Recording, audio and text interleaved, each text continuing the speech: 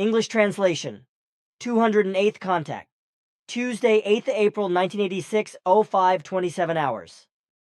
On the great journey, I spoke with Ptah about the fact that the earthly scientists still have not figured out what actually causes fear in the human beings, respectively where the actual origin is to be sought for this.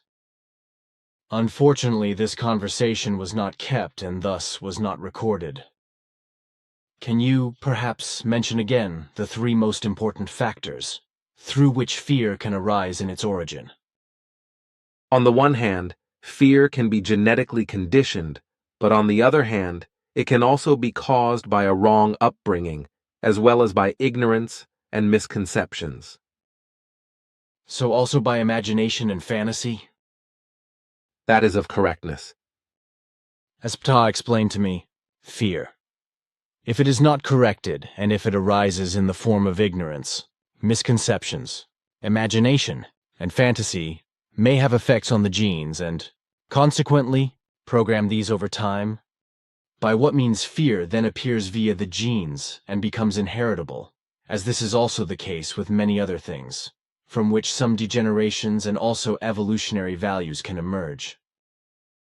A fact, as Ptah explained, that is still unknown to the earthly scientists, however, and that will only be recognized in the future, which should not be too far off anymore. That is also of correctness. Then a question concerning aggression. Ptah told me that the so-called neurotransmitter, serotonin, restrains aggression. The greater the amount of serotonin is in the brain of the person, the less aggressive the person would be. Have I understood this correctly? What you said is correct. Nice. Recently, you said that scientists were working at full speed all around the Earth on decoding the DNA of different animals and humans. I spoke of that, yes. Experiments and research of this kind have already run in various laboratories of many earthly countries for many years, whereby also some successes were achieved. However, the coming time will very quickly bring more successes in this connection, whereby it will probably be around the turn of the millennium that the entire Earth human DNA will be decoded. But already years prior to this, the relevant progress and successes will lead to this and be constantly developed and refined, such that through this, the awareness of crimes will increase in a rising measure. DNA, genetic engineering, and everything connected therewith will inevitably lead in the coming time to enormous changes and progress in a variety of scientific and technological fields. Medical science will benefit from this tremendously, as well as the biological and technical sciences. So you said? You remember correctly. The aforesaid is of correctness. For my part, Svath taught me that there are various forms of human intelligence, and thus, not just one type. Thus, he explained that there is an emotional intelligence, a thought-feeling intelligence, and a creative intelligence, along with a musical intelligence, an intellectual intelligence, an individual intelligence, and a general intelligence. Further, he also mentioned idea intelligence, fantasy intelligence, and character intelligence, as well as consciousness intelligence, but these are not all of the manifestations. All forms of intelligence taken together, namely in their full value, result in the actual intelligence quotient. The higher the quotient is, the more intense, and the higher the speed of thought is, with the maximum speed of thought being the speed of light. And the higher the person's speed of thought and combination is, the higher his or her intelligence should be. This all seems clear and also logical to me, in complete contrast to the so-called IQ tests, which are made by pompous earthly psychologists, etc. As to the question, what is to be made of these tests? The use of these intelligence quotient tests among the earthly psychology practitioners is well known to me.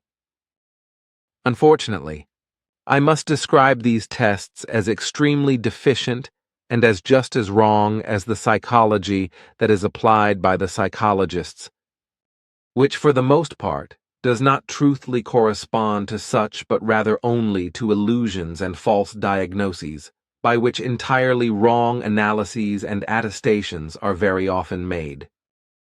Which very often leads to the fact that, for example, rapists and murderers, etc., are released from penal institutions or insane asylums as being cured and are released upon humanity again, after which they then commit similar new and often even worse crimes.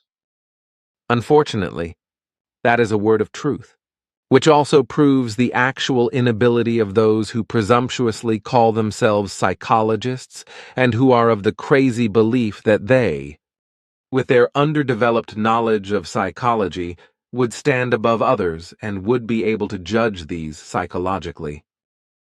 A harsh word. But it corresponds to the truth. I think that you, as a doctor and scholar of psychology, are able to judge very well. That is correct.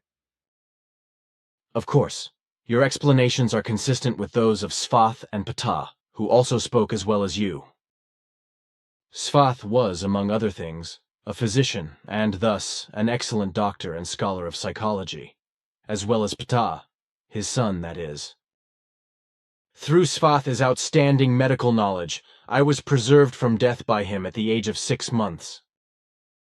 Also, his knowledge of psychology was always extremely valuable and useful for me. That is known to me. Do you still have time to answer one more question for me, if you can answer it at all? A few minutes still remain for me before I have to resume my duties which are laid upon me. Jacobus asked me about original Switzerland, respectively about when humans operated agriculturally in Switzerland for the first time. He was actively trained in agriculture and is just interested in it. He supposes that the lake dwellers already worked in agriculture or horticulture in some form. Do you have any knowledge of this? Ta told me that you occupy yourself with the original history of Switzerland and Europe. Ta's statement corresponds to the truth. Jacobus' supposition is false.